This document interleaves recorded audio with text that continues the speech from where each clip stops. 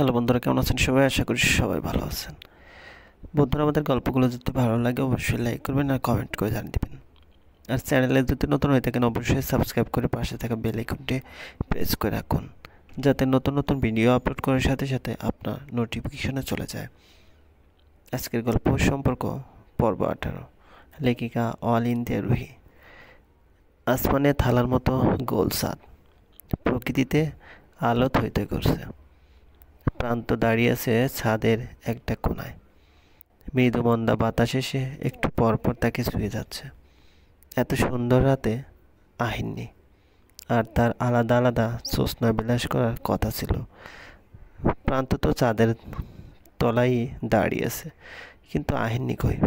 সন্ধ্যার পর থেকে এই পর্যন্ত 5 মিনিট পর পর আহিনীর নাম্বারে ডায়াল করেছে প্রান্ত। Phone switch off. টেনশনে মাথার চুল ছিঁড়তে ইচ্ছে করছে প্রান্তের। একবার মন চাচ্ছে ভয় ডর সাইডে ফেলে আইনের বাসায় চলে যেতে, কিন্তু এমনটা করলে আইনের সমস্যা আরও বাড়বে। তাই নিজের ইচ্ছা দমন করে প্রান্ত আবছা অন্ধকারের দিকে চোখ মেলে বাতাসে দীর্ঘশ্বাস মিশিয়ে দিল প্রান্ত। ঠিক তখনই প্রান্তের ফোন বেজে ওঠে।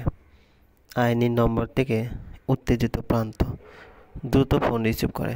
তড়িঘড়ি কণ্ঠে বলল, হ্যালো। হ্যালো, কে আহিনি? শুনতে পাচ্ছ? তুমি ঠিক আছো তো? সব ঠিকঠাক আছে? তোমার ভাইয়া? আইনি মৃদু শব্দ হেসে উঠল।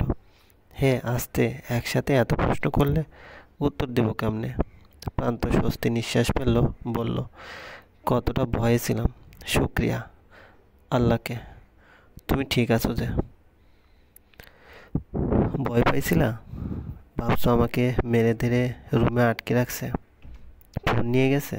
এটা ভাবাই কি স্বাভাবিক নয়? আমি অত সোজা মেয়ে নই প্রান্ত। রাস্তায় তেমন কিছু বলিনি, সিনকেট হবে তাই। কিন্তু বাসায় আসার পর এক চুল ছাড় দেনি। তারপর তারপর কি? আমাকে ডাইরেক্ট মানা করে দিছে আর যেন রিলেশন কন্টিনিউ না করি। আমিও সোজা বলে দিছি আমার যা ইচ্ছা তাই করব। আর আমার তো 18 পূর্ণ হয়েছে।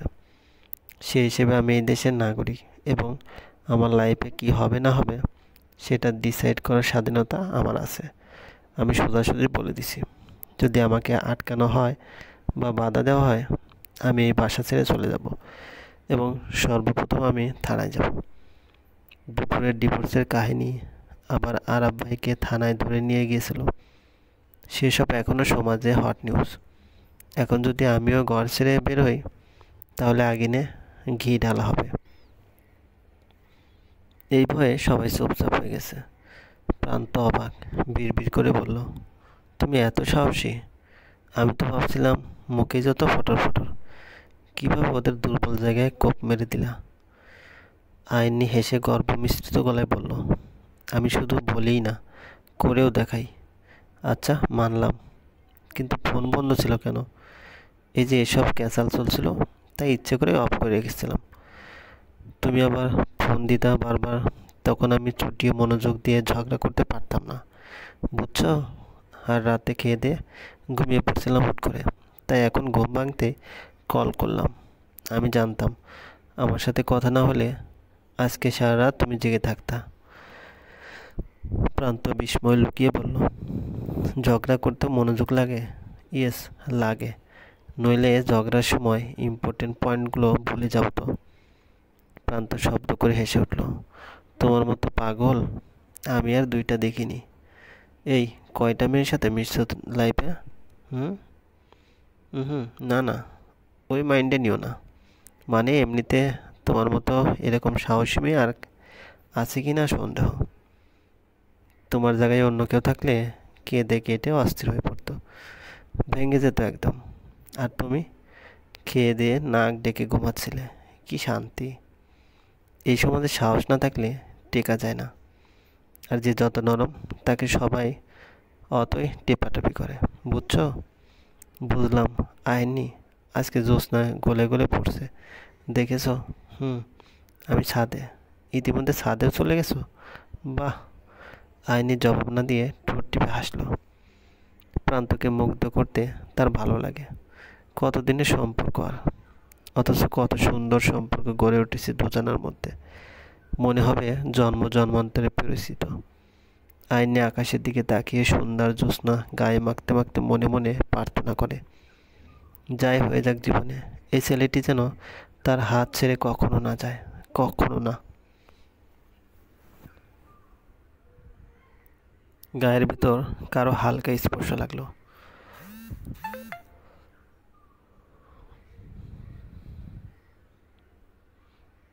গায়ের ভিতর কারো হালকা স্পর্শ লাগলো। রতির ঘুমটা ডিল হয়ে এলো। জানালার পাশে মাথা রেখে বাইরে দেখতে দেখতে কখন যে ঘুমিয়ে পড়েছিল সে নিজেও বলতে পারবে না। রতি চোখ মেলল না, অবচেতন অবস্থায় আছে। একটু পর সেই স্পর্শটা রতির হাত বেয়ে ধীরে ধীরে উপরে উঠে কাঁধে গিয়ে ঠেকল। রতির ঘুম এবার পুরোপুরি ছুটে গেল। সে দ্রুত চোখ খুলল এবং অবাক হয়ে গেল। মফিজুল আলম তার পাশের সিটে হাস্যোজ্জ্বল মুখ নিয়ে তার দিকে তাকিয়ে বসে আছে। রতি দ্রুত সোজা হয়ে বসে নিজের গায়ের কাপড় ঠিকঠাক করতে করতে মনে করলো সে যখন ঘুমিয়ে গেছিল তখনও তার পাশের সিটে কেউ ছিল না। হেল্পার টিকিট চেক করতে আসার সময় সে জিজ্ঞেস করেছিল, তখন হেল্পার বলেছে সামনে স্টেশন থেকে এই সিটের যাত্রী উঠবে। এরপরে রতি ঘুমিয়ে পড়েছিল। তবে কি মফিজুল আলম সামনে স্টেশন থেকে উঠেছে? সে কীভাবে জানলো রতি কোন বাসে যাচ্ছে, কোন সিটে যাচ্ছে? সে কি লুকিয়ে ফলো করে রতির সব কর্মকাণ্ড? বিরক্তি আর রাগে রতির ভিতরটা তেতো হয়ে উঠল। মফিজুল আলম তখনও তাকিয়ে, ঠোঁটে বিষাক্ত এক হাসি। রতি তার দিকে চেয়ে প্রতি উত্তরে জোরপূর্বক একটা হাসি ছুড়ে দিতে তিনি হৈ হৈ করে উঠলেন। দেখেছো কি অবস্থা? আমি তো তোমাকে দেখে অবাকই হয়ে গেছিলাম। কিভাবে আমাদের বাস মিলে গেল, সিট মিলে গেল। আমার কি মনে হয় রতি জানো, আমাদের ভাগ্য আমাদের ইচ্ছে করেই বারবার মেলাচ্ছে, বুঝছো তো? রতি তেতো হাসিটা চওড়া করে মনে মনে বলল, শালা গাঁজা খবর নিয়ে ইচ্ছে করে আমার পাশের সিট দখল করেছিস, আর বাপখানে এমন যেন কিচ্ছুটি জানে না। হাতির বাচ্চা, সুযোগ পাই একবার তোর চোখ দুটো তুলে মার্বেল খেলবো। মুখে বলল, এখানে ভাগ্যের কোনো কিছু নেই আলম ভাই। হুট করে এরকম কতই না ঘটনা ঘটে পৃথিবীতে।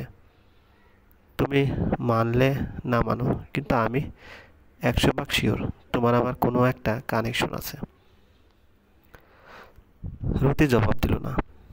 কানে হেডফোন লাগালো, জানালার দিকে চেপে বসে বাইরে চোখ মেলালো। তার পিত্তি জ্বলে যাচ্ছে রাগে। এই শয়তানের বাচ্চা বলদের সাথে পাশাপাশি সিটে পুরো রাতটা জার্নি করতে হবে, এভাবে ভেবে অশান্তি হচ্ছে খুব। উফ। রতি দাঁড়িয়ে সামনে পিছনে সবগুলো সিট দেখলো, সব বুকড। রতি দীর্ঘশ্বাস ফেলে বসলো। যে কোনো একটা সিট খালি থাকলে সে এখনই চেঞ্জ করে নিত। মফিজুল আলম বললেন, কি দেখলে? কিছু না বলে একটা গান ছাড়ল রতি।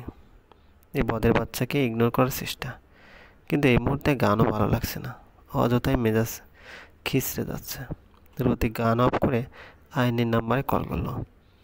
আইনের নাম্বার ব্যস্ত বসে। রতি স্বস্তি পেল ফোন খোলা দেখে। ভাবলো হয়তো প্রান্তের সাথে কথা বলছে, তাই কল কেটে দিল। সেকেন্ড না করাতেই আইনের নাম্বার থেকে ফোন এলো। হ্যালো ভাবি, এত রাতে? আমি জার্নি করছি আইনি। মানে কোথায় যাচ্ছ?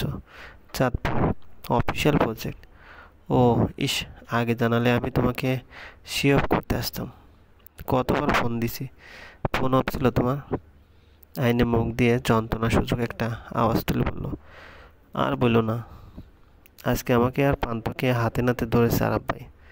বলো কি তারপর? তোমাকে মারছে ও? রতি অস্থির হয়ে ওঠে। না না, তুমি তো চেনো আমায়, আমি দমি নাই, একদম খুব খুব কথা বলছি। আর বলে দিছি যদি আমাকে বাধা টাধা দেয় তা আমি এই ঘর ছেড়ে বেরিয়ে আসবো।